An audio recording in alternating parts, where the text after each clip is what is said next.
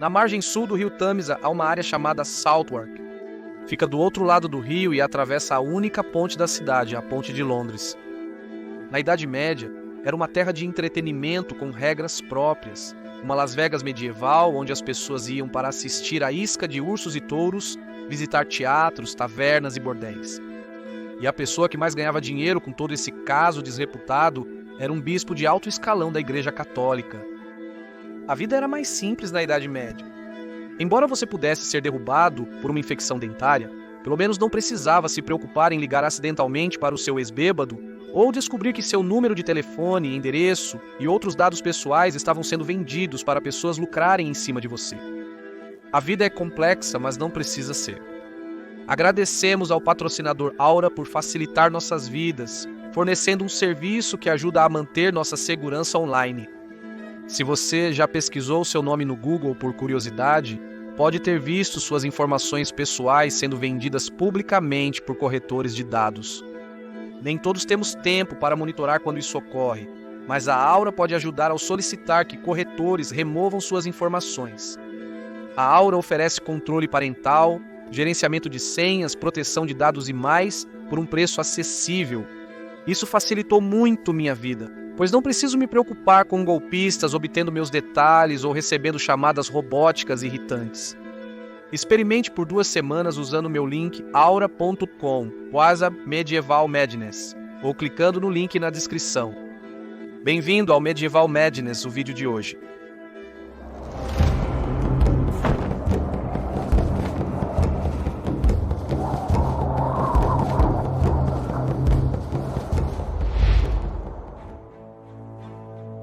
O poder absoluto corrompe totalmente.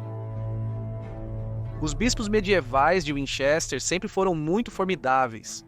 Winchester era vista como a principal cidade do reino de Wessex e abrigava o tesouro real. Quando o reino anglo-saxão foi unificado na Inglaterra no século X, a diocese de Winchester era considerada uma das mais ricas do país e os primeiros bispos exerciam grande influência.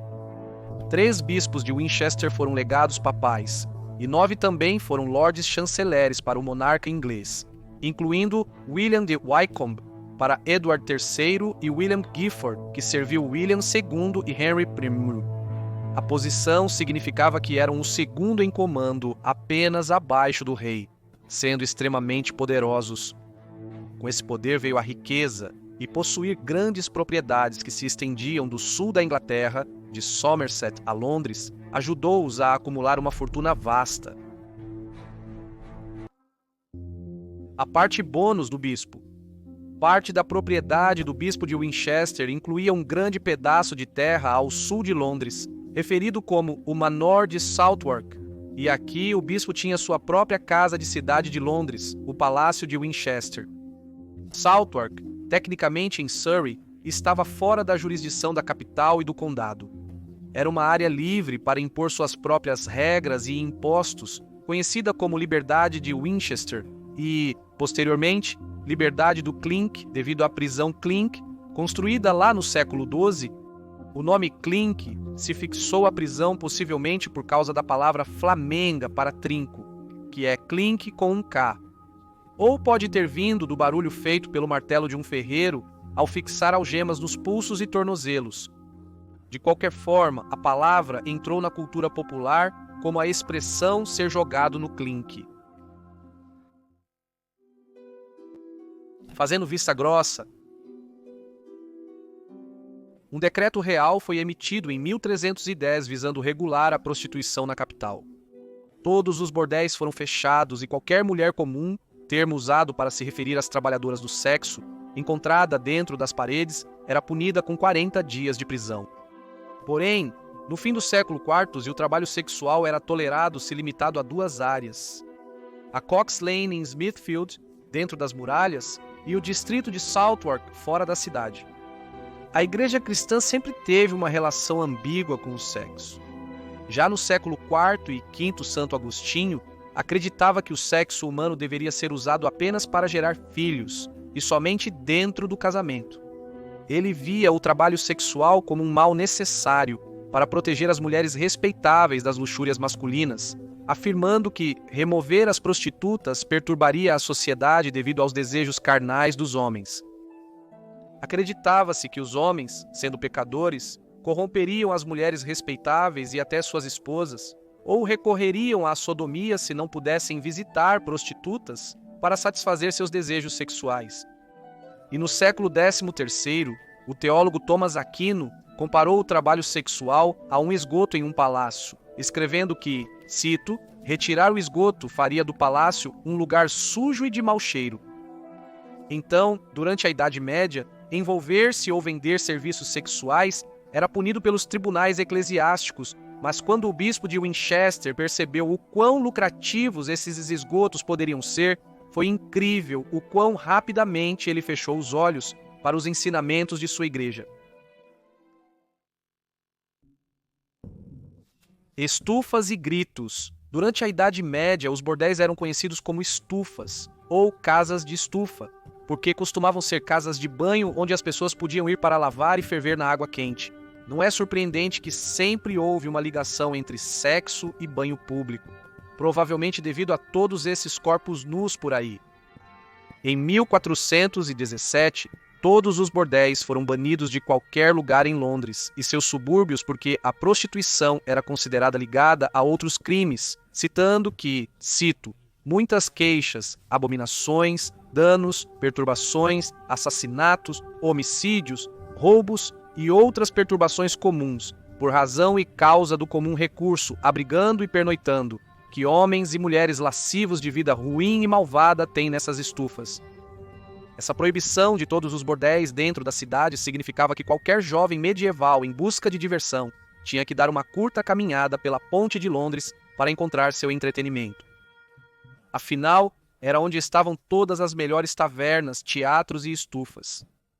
Não importava se era noite ou dia, assim que nosso ávido buscador de prazer saía da ponte para Southwark, ele era abordado por prostitutas, todas falando, oferecendo seus serviços e exibindo os seios. As mulheres foram apelidadas de gansos de Winchester e seu senhorio local, o bispo de Winchester, podia permitir e lucrar com o trabalho sexual em suas terras. Padrões sombrios. Em um documento do século V intitulado As Ordenanças Relativas ao Governo dos Administradores de Southwark, sob a direção do bispo de Winchester, o rei Henrique II da Inglaterra aprovou 39 regras para a administração dos 18 prostíbulos em Southwark, dando à área uma significância especial e o que constituía a proteção real. O bispo tinha o direito de cobrar aluguel e a responsabilidade de manter a ordem nos bordéis, aplicando multas às donas que violassem as regras estabelecidas. O bispo de Winchester cobrava multas significativas de prostitutas e donos de bordéis que violassem as regras de suas ordenanças. As regras abrangiam desde onde uma trabalhadora sexual ou mulher solteira poderia dormir até o que vestir. Os administradores de bordéis deveriam ser homens. Eles podiam ser acompanhados pelas esposas, mas mulheres solteiras não tinham permissão de administrar bordéis. Os bordéis só podiam ser abertos entre certos horários em dias santos, quando as mulheres tinham que deixar não apenas o bordel, mas todo o senhorio de Southwark. Era proibido o trabalho sexual à noite durante as sessões do parlamento. Cada mulher tinha que pagar 14 pence para alugar sua sala de trabalho, o que era muito mais alto do que a taxa normal. E ela era proibida de se vestir como uma dama boa e nobre, então não lhe era permitido usar um avental. As multas visavam proteger as trabalhadoras sexuais da exploração. O dono do bordel não podia emprestar mais de 6 shillings e 8 pence ou agredi-las. Mulheres que viviam de seus corpos não podiam dormir nos bordéis. Os proprietários eram multados em 20 shillings por permitir isso, e até 100 shillings por mantê-las lá à força. Claro, havia muitos exemplos de quebra de regras. Nicholas Croke forçou Christiana Swinnow a ficar em um bordel de Southwark por 9 dias.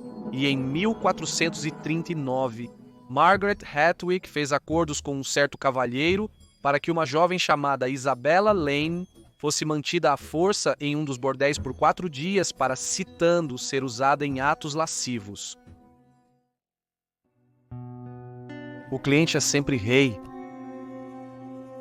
Também havia regras para proteger os clientes.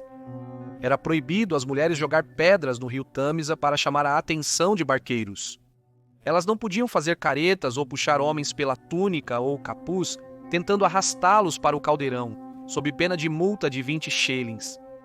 Um dono de bordel também poderia ser multado em 20 shillings por manter qualquer homem, contra sua vontade, preso em sua casa devido a qualquer dívida. Mulheres encontradas com doenças graves, como a doença da queimação, possivelmente gonorreia, seriam banidas permanentemente dos caldeirões.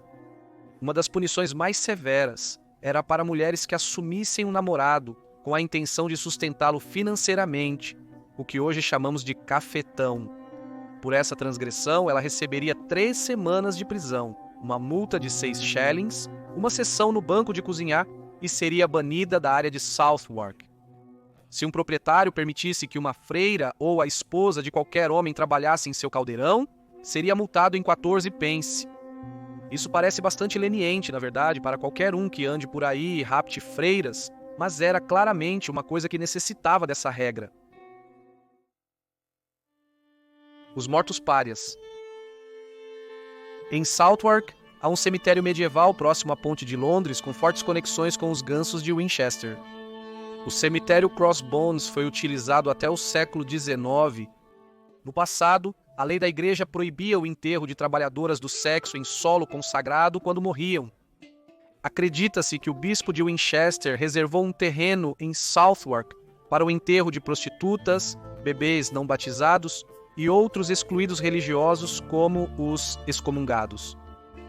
Parece hipócrita e triste que as gansos de Winchester trabalhassem sob licença do bispo, rendendo-lhe muito dinheiro, mas não eram consideradas dignas do céu ou de um enterro cristão. No levantamento de Londres de John Stowell, escrito no cemitério é mencionado como um cemitério de mulher solteira. Mulher solteira sendo um eufemismo para uma trabalhadora sexual. Em meados do século XVIII, o cemitério era utilizado para sepultar indigentes. Estima-se que até 15 mil pessoas foram enterradas no local. Foi fechado em 1853 devido à superlotação, com corpos sendo enterrados em covas rasas. Devido à sobrecarga de caixões empilhados, o rei Henrique VIII finalmente ordenou o fechamento de todos os bordéis. Em 1546, até mesmo os de Southwark, por razões morais. Diz o cara que teve 6 esposas. Havia uma epidemia de sífilis em alta na época e Henrique era conhecido por ser germofóbico, que evacuava Londres sempre que alguma doença atingia a capital. Então isso provavelmente alimentou sua paranoia. Mas claro, a prostituição em Londres não acabou, simplesmente foi para a clandestinidade, e os donos de bordéis se mudaram para outras áreas mais discretas da cidade. Muitos foram para Petticoat Lane, Cox Lane e, preciso garantir que o texto esteja na tela para esta, Gropecant Lane em Cheapside. Suffolk continuava conhecido como um local de vício. Em Crossbones hoje, os mortos são homenageados com centenas de mensagens, flores, fitas e tokens amarrados aos portões do cemitério e um breve serviço memorial é realizado mensalmente no início da noite. Obrigado por assistir a este episódio de Loucura Medieval. Inscreva-se em nosso canal se ainda não o fez. Até a próxima semana para outro vídeo. Tenha uma ótima semana.